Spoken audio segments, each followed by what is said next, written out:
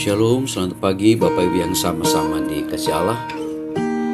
Bersua kembali lewat Artos Minggu 26 Desember 2021. Bacaan kita pada hari ini dari Injil Yohanes pada pasal yang ke-1 ayat yang ke-20 sampai ayat yang ke-23. Injil Yohanes pasal 21 ayat 20 sampai 23. Karena itu Bapak Ibu, dalam hari Natal kedua, kita rindu untuk disapa sabdanya. Mari berdoa.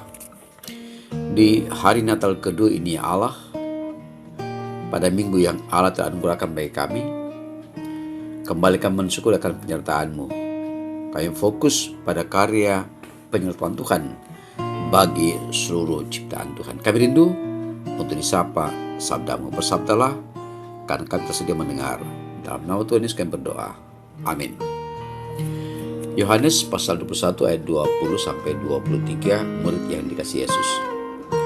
Ketika Petrus berpaling, ia melihat bahwa murid yang dikasihi Yesus sedang mengikuti mereka, yaitu murid yang pada waktu mereka sedang makan bersama, duduk dekat Yesus dan yang berkata, "Tuhan, siapakah dia yang akan menyerahkan Engkau?"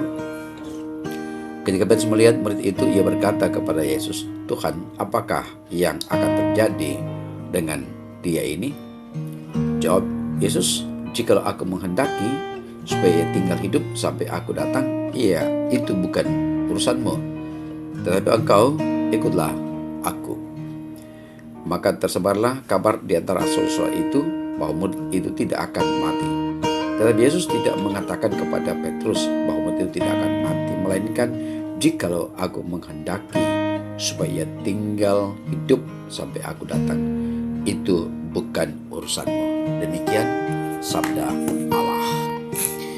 Bapak Ibu saudara yang sama-sama dikasih Allah, penulis Injil Yohanes adalah Rasul Yohanes, anak Zebedeus dan saudara Yakobus. Kedua saudara ini meninggalkan pekerjaan nelayannya bersama ayah mereka untuk menjadi dua dari 12 murid Yesus. Bersama Petrus, Yohanes dan Yakobus merupakan orang lingkaran dalam Yesus. Mereka sering terlibat dalam peristiwa-peristiwa penting dalam pelayanan Yesus ketika tidak seorang pun dari murid-murid lain hadir. Injil Yohanes juga unik karena kitab ini menceritakan kepada kita mengapa kitab itu ditulis.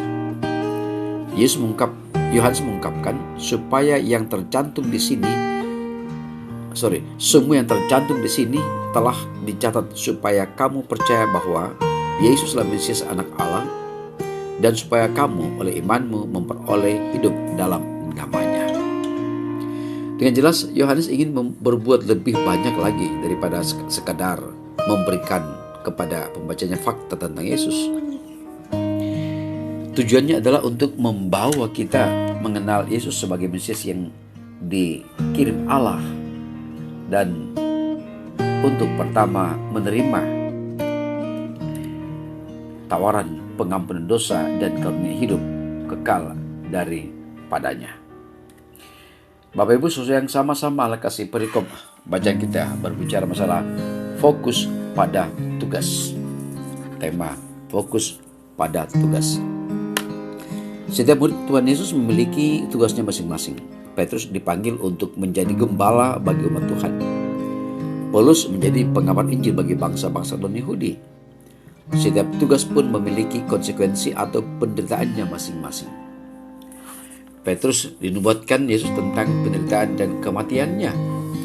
Tradisi dari orang Yahudi mengatakan ia mati dengan cara disalib terbalik di kota Roma pada zaman pemerintahan Kaisar Nero. Paulus mungkin juga mati martir sesama dengan Petrus, dan juga dengan sebagian besar murid lainnya. Terhadap pertanyaan Petrus akan apa yang akan terjadi pada murid yang dikasihi Yesus, ia menjawab dengan cukup jelas, "Itu bukan urusanmu." Ada penafsir Alkitab yang mengatakan bahwa Petrus yang baru saja diberi otoritas untuk memimpin telah menggunakan otoritas itu untuk mencari tahu urusan orang lain. Sikapnya jelas, setiap orang haruslah konsentrasi pada tugas masing-masing. Hal itu bukan berarti tiap anak Tuhan mengerjakan tugas pelayanannya sendiri-sendiri, melainkan tiap anak Tuhan harus fokus dengan misinya dan tanggung jawabnya. Demikian juga saat penulis Injil Yohanes menutup kesaksian tentang hidup, ajaran, dan karya Yesus. Ia berkomentar, masih banyak kisah perbuatan Yesus yang tidak dicatatnya. Ia memilih kisah Yesus sesuai dengan fokusnya memperkenalkan Yesus sebagai Mesias, anak Allah yang menyelamatkan manusia berdosa melalui kematiannya. Bapak, Ibu, saudara-saudari yang dikasihi Tuhan, setiap kita juga memiliki tugas pelayanan masing-masing. Kita dipanggil untuk bekerja sama menggarap ladang Tuhan sesuai dengan panggilan dan keahlian kita masing-masing. Tugas kita bukanlah mengurus tugas orang lain. Tugas kita adalah melakukan pekerjaan yang Yesus berikan kepada kita dengan setia. Tuhan Yesus memberkati kita.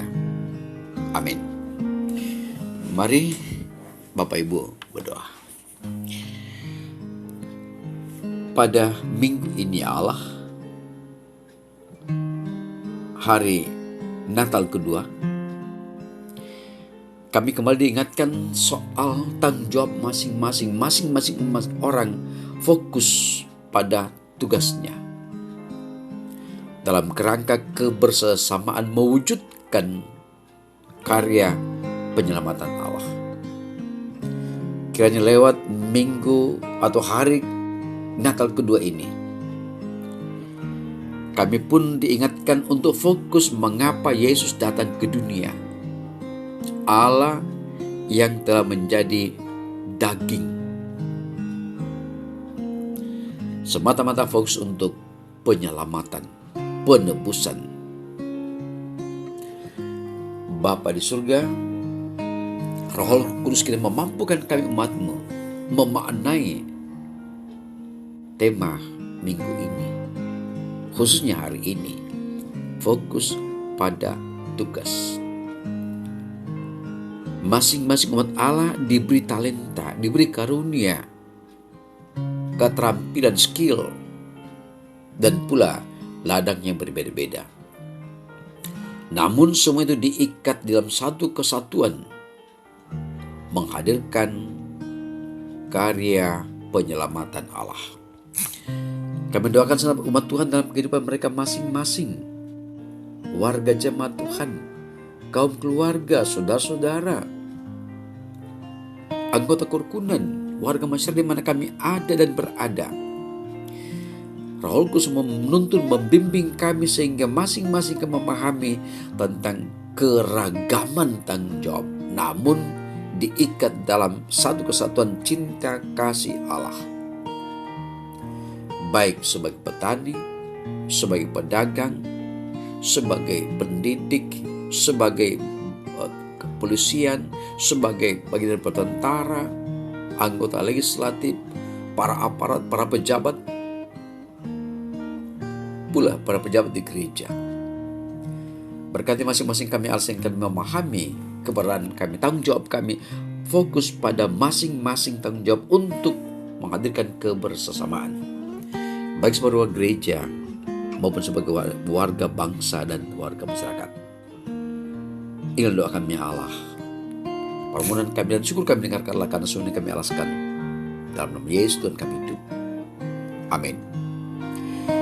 Bapak Ibu, demikianlah renungan kita pada hari ini, Artos Minggu 26 Desember 2021, fokus pada tugas. Hari kedua Natal kita akan jalani. Selamat pagi, salam sejahtera, Tuhan beserta kita. Amin.